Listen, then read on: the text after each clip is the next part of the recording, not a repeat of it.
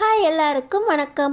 நம்ம அழகே அழகு சீரியலில் நம்ம தங்கராஜுக்கு எதிராக அழகுமதிக்கு ஒரு பெரிய எவிடன்ஸ் ஒன்று கிடச்சிருக்கு. தங்கராஜை நம்ம அழகுமதி போலீஸ்கிட்ட மாட்டி விட போகிறாங்களா தெரிஞ்சுக்கிறக்கு இந்த வீடியோக்கு ஒரு லைக் போட்டுக்கோங்க. ஸோ பார்த்தீங்கன்னா தங்கராஜ் தன்னை போயான அழகுமதி தன்னோட அடியாள் முன்னாடியே சொல்லிட்டாளே அப்படின்னு அழகுமதியை அசிங்கப்படுத்தியே ஆகணும். எல்லார் முன்னாடியும் அவள் என் காலில் விழுந்து என்னை பேசினதுக்கு மன்னிப்பு கேட்டே ஆகணும் அப்படின்னு வேகமாக வீட்டில் இருந்து அந்த அடியாள் தங்கராஜையும் கூட்டிக்கிட்டு கிளம்புறாரு.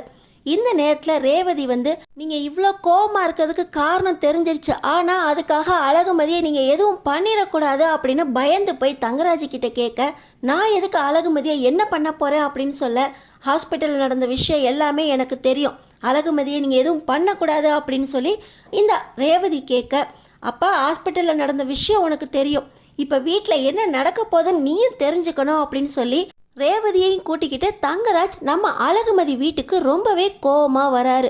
இன்னொரு பக்கம் பார்த்தீங்கன்னா என் தங்கராஜ் மாமாவுக்கு ஊரில் எவ்வளோ மரியாதை இருக்குது தெரியுமா அப்படின்னு சொல்லி இந்த சுரேஷ் நம்ம அழகுமதி கிட்ட சண்டை போட்டுக்கிட்டு கன்னத்தில் ஓங்கி அடிக்க போக நம்ம அழகுமதி அந்த பக்கமாக போய் சாய அங்கே இருக்க பீரோலேருந்து எல்லா துணிமணியும் கொட்டுது.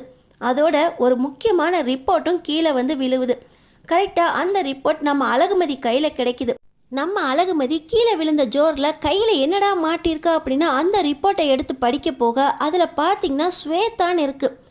இது என்ன ஸ்வேதாவோட போஸ்ட்மார்ட்டம் ரிப்போர்ட்னு இருக்குது, யார் அது ஸ்வேதா, எதுக்கு போஸ்ட்மார்ட்டம் ரிப்போர்ட்லாம் நம்ம ரூம் பீரோவில் இருக்குது அப்படின்னு சொல்லி நம்ம அழகுமதி கேட்க, இதை பற்றி உனக்கு எந்த விஷயமும் தெரிய வேண்டாம், ஒழுங்காக அந்த ரிப்போர்ட்டை என்கிட்ட கொடுத்துரு அப்படின்னு சொல்லி சுரேஷ் அந்த ரிப்போர்ட்டை பிடுங்க போக நம்ம அழகுமதி அதை எடுத்து ஹேண்ட்பேக்கில் ஒழிச்சு வச்சிடுறாங்க.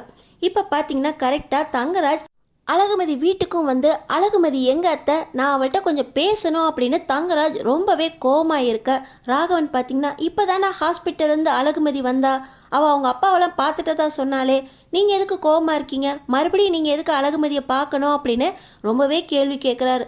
ஆனால் தங்கராஜ், மாமா தங்கராஜ் ஒன்று சொன்னால் அது சரியாக இருக்கும், தங்கராஜ் என்ன சொல்கிறாரோ அதை மட்டும் செய்யுங்க அப்படின்னு ராகவனுக்கே ஆர்டர் போட்டு அழகுமதியை கூப்பிடுங்க அப்படின்னு சொல்ல, இன்னொரு பக்கம் பார்த்தீங்கன்னா இந்த ரேவதி நம்ம மலர்கிட்ட போய், அண்ணி அவர் ரொம்பவே கோவமாக இருக்காரு, அழகுமதியை எதுவும் பண்ணிட போகிறாரு அப்படின்னா அவரை வீட்டிலே இருக்க சொன்னேன், ஆனால் வீட்டில் என்ன நடக்க போகுது பாரு அப்படின்னு சொல்லி இங்கே என்னை இழுத்துட்டு வந்துட்டாரு, பாவம் அழகுமதி என்ன பண்ண போகிறா, எப்படி மாமாவை சமாளிக்க போகிறானே தெரியல அப்படின்னு புலம்புறாங்க. இன்னொரு பக்கம் பார்த்தீங்கன்னா ஏற்கனவே நான் அண்ணன்கிட்ட மன்னிப்பு கேட்டேன், எல்லார் முன்னாடி மன்னிப்பு கேட்க வச்சிட்டாரு, சுரேஷோட நிச்சயத்தப்ப உனக்கு நடந்தது எல்லாமே தெரியுமா, இப்போ அழகுமதியை அந்த மாதிரி எல்லார் முன்னாடி மன்னிப்பு கேட்க வைக்கப்பாரோ அப்படின்னு மலரும் ரொம்பவே பயப்படுறாங்க. அண்ணி பாவம் அண்ணி, அழகுமதி ஏற்கனவே கட்டாயப்படுத்தி பிளாக்மெயில் பண்ணி கல்யாணம் பண்ணி வச்சிட்டாங்கன்னு ரொம்பவே சங்கடத்தில் இருந்துச்சு. இப்போ என் வீட்டுக்கார் வேற அந்த பொண்ணை என்ன பண்ண போகிறாரோ தெரில, அடியாள் அந்த ராஜாண்ணனையும் கூப்பிட்டு வந்திருக்காங்க அப்படின்னு ரேவதியும் பயந்துக்கிட்டு இருக்காங்க. இப்போ பார்த்தீங்கன்னா ராஜலட்சுமி நம்ம அழகுமதி ரூம் கதவை தட்டி, அழகுமதி நீயும் சுரேஷும் சண்டை போடுற விஷயம் எங்கள் வீட்டுக்கு மட்டும்தான் தெரிஞ்சிச்சுன்னு நினச்சேன், இங்கே பாரு மாப்பிள்ளை வீடு வரைக்கும் கேட்டிருக்கு, மாப்பிள்ளை உன்னை தேடி வந்திருக்காரு, வெளியே வாங்க ரெண்டு பேரும் அப்படின்னு சொல்லி கூப்பிட்றாங்க. பார்த்தீங்கன்னா நம்ம அழகுமதி அந்த ரிப்போர்ட்டை கையில் வச்சுக்கிட்டே வெளியவும் வராங்க. சுரேஷ் பார்த்தீங்கன்னா அந்த ரிப்போர்ட்டை என்கிட்ட கொடுத்துரு அப்புறமா வெளியே போ அப்படின்னு மிரட்டுறாங்க. ஆனாலும் நம்ம அழகுமதி இதில் ஏதோ வில்லங்கம் இருக்குது, வெளியே வாங்க நான் அப்புறமா பேசிக்கிறேன் அப்படின்னு சொல்ல சுரேஷ் பார்த்தீங்கன்னா பயப்பட ஆரம்பிச்சிட்டாரு. இந்த விஷயம் அவளுக்கு தெரியக்கூடாதே, சும்மா போலீஸ்னு போவா, இப்போ இந்த ரிப்போர்ட்டை வேற ஒழிச்சு வச்சிருக்காளே அப்படின்னு பயந்துக்கிட்டே தன்னோட மாமா தங்கராஜ் பக்கத்தில் நிற்கிறாரு.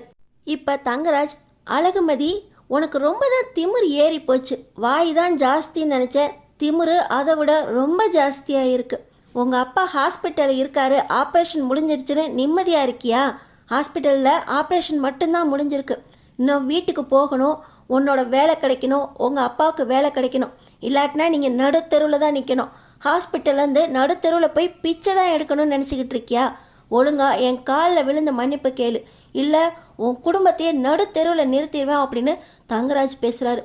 பார்த்தீங்கன்னா ராஜலட்சுமி, மாப்பிள்ளை ஏன் இப்படி பேசுகிறீங்க, என்ன பண்ண அழகுமதி, அவங்க அப்பாவுக்கு என்ன ஆச்சு அப்படின்னு கேட்க, அத்தை கொஞ்ச நேரம் இருங்க, இங்கே என்ன நடக்குதுன்னு மட்டும் அமைதியாக பாருங்க அப்படின்னு சொல்ல, ராகவனும் மாப்பிள்ளை காலில் விழுந்து மன்னிப்பு கேட்குற அளவுக்கு இந்த பொண்ணு மறுபடியும் என்ன பண்ணிடுச்சா அப்படின்னு கேட்க, பார்த்தீங்கன்னா தங்கராஜ் உங்கள் பையன் சுரேஷ் மறுபடியும் போலீஸ் ட்ரெஸ் போடணும்ல, அதுக்கு அழகுமதி கிட்ட தான் எல்லா விஷயமும் இருக்குது. அழகுமதி கிட்ட கொஞ்சம் தனியாக பேசணும், அதுக்கப்புறம் என்ன நடக்குது நீங்களே பாருங்க அப்படின்னு சொல்லி அழகுமதியை தனியாக கூட்டிகிட்டு போகிறார் தங்கராஜ். ஆனால் பக்கத்தில் இருக்க சுரேஷ், மாமா அவள்கிட்ட ரொம்ப பேசாதீங்க இந்த நேரத்தில் அப்படின்னு சொல்ல, டேய் நீ சும்மா இருடா, உன்னால தான் அவள் திமிர அடக்க முடியல, நான் அடக்கிறேன்டா அவளை அப்படின்னு சொல்லி இந்த தங்கராஜ் நம்ம அழகுமதியை தனியாக கூப்பிட்டு போகிறாரு. என்னடி உங்கள் அப்பனுக்கு ஆப்ரேஷன் ஆயிடுச்சுன்னு ரொம்ப தைரியத்தில் இருக்கியோ, பேச பேச எந்திரிச்சு போகிறதோட இல்லாமல் என்னை போயான்னு சொல்லிட்டேன், என் அடியால் முன்னாடி என்னை போயான்னு சொல்லிட்டேன். அவன் எப்படி பார்க்குறான்னு தெரியுமா, அவனையும் கூப்பிட்டு வந்திருக்கேன், என் பொண்டாட்டியும் வந்திருக்கா. இந்த குடும்பம் முன்னாடி நீ இப்போ என் காலில் விழுந்து இனிமேல் நான் திமிரா நடந்துக்க மாட்டேன், என்னை மன்னிச்சிருங்க அண்ணேன்னு சொல்லணும், இல்லை உன் குடும்பத்தை நடு தெருவில் நிறுத்திடுவேன் அப்படின்னு நம்ம அழகுமதியை மிரட்டுறாரு. இப்போ பார்த்தீங்கன்னா நம்ம அழகுமதி அவங்க கையில் இருக்க ரிப்போர்ட்டை காட்டுறாங்க. இந்த ஸ்வேதா யாருன்னு தெரியுமா அப்படின்னு கேட்குறாங்க. இது என்ன ஸ்வேதா? ஸ்வேதா என் தங்கச்சி தான், இது என்ன ரிப்போர்ட் அப்படின்னு சொல்லி தங்கராஜ் ரொம்பவே குழப்பத்தோட அந்த ரிப்போர்ட்டை பார்க்க, இது ஸ்வேதாவோட போஸ்ட்மார்ட்டம் ரிப்போர்ட் என்கிட்ட தான் இருக்குது. ஸ்வேதா எப்படி செத்தாங்க அப்படின்னு எனக்கு விஷயம் தெரியணும், இல்லை எல்லாத்தையும் நானே தெரிஞ்சுக்குவேன் அப்படின்னு நம்ம அழகுமதி தங்கராஜ்கிட்ட கேட்க, ஸ்வேதா சூசைட் பண்ணிக்கிட்டா. பாக்கியராஜுக்கும் ஸ்வேதாவுக்கும் தான் கல்யாணம் நிச்சயம் பண்ணியிருந்தோம், ஆனால் இந்த பாக்கியராஜ் அழகுமதியை இழுத்துட்டு வந்துட்டான். அதை தாங்க முடியாமல் ஸ்வேதா சூசைட் பண்ணிக்கிட்டா அப்படின்னு இந்த தங்கராஜ் சொல்லிட்டு அந்த ரிப்போர்ட்டை என்கிட்ட கொடு அப்படின்னு அந்த ரிப்போர்ட்டை பிடுங்க போகிறாரு. இதை பார்த்தா சூசைட் ரிப்போர்ட் மாதிரி தெரியலையே, மர்டர் ரிப்போர்ட் மாதிரி தெரியுது அப்படின்னு நம்ம அழகுமதி கேட்க, ஏய் நீ அதை படிக்கவே இல்லைன்னு தெரியுது, யார் ஸ்வேதான்னு கூட உனக்கு தெரியல, ஒழுங்கா ரிப்போர்ட்டை கொடு அப்படின்னு தங்கராஜ் மிரட்டுறாரு. யார் ரிப்போர்ட்டை படிக்கல? நான் படிச்சிட்டேன், உங்கள் வாயால் எல்லா உண்மையும் வருமா, இல்லை நானே இதை போலீஸ் ஸ்டேஷன் கொண்டு போகட்டா அப்படின்னு நம்ம அழகுமதி கேட்குறாங்க.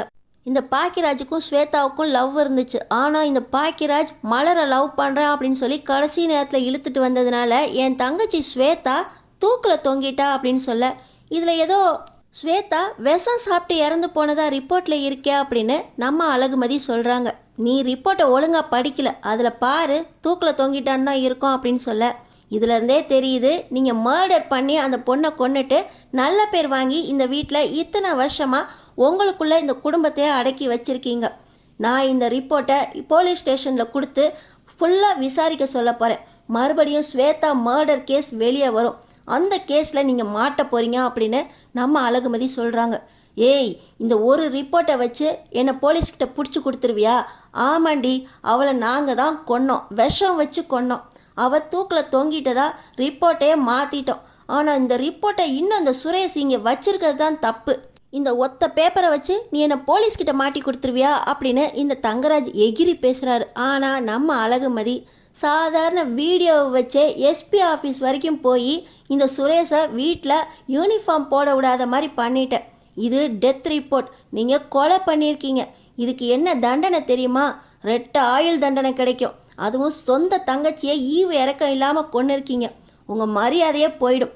நான் இப்போவே இந்த ரிப்போர்ட்டை போலீஸ்கிட்ட கொடுக்க போகிறேன் அப்படின்னு நம்ம அழகுமதி தங்கராஜ்கிட்ட மிரட்ட, ஏய் அப்படியெல்லாம் பண்ணுன உங்கள் அப்பன் உயிரோட வீட்டுக்கே திரும்ப மாட்டான் அப்படின்னு இந்த தங்கராஜ் நம்ம அழகுமதியை மிரட்ட, எங்கள் அப்பாவுக்கு ஒன்றும் ஆகாது, அவரை எப்படி பார்த்துக்கணும்னு எனக்கு தெரியும், இதுக்கு மேலும் நீங்கள் என்ன பிளாக்மெயில் பண்ண முடியாது.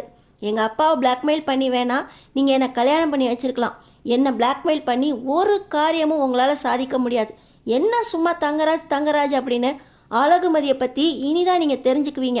கூடிய சீக்கிரமே உங்கள் வீட்டுக்கு போலீஸ் உங்களை தேடி வரும், ரெடியாக இருங்க அப்படின்னு நம்ம அழகுமதி தைரியமாக சொல்லிவிட்டு எல்லார் முன்னாடியும் போய் நிற்கிறாங்க.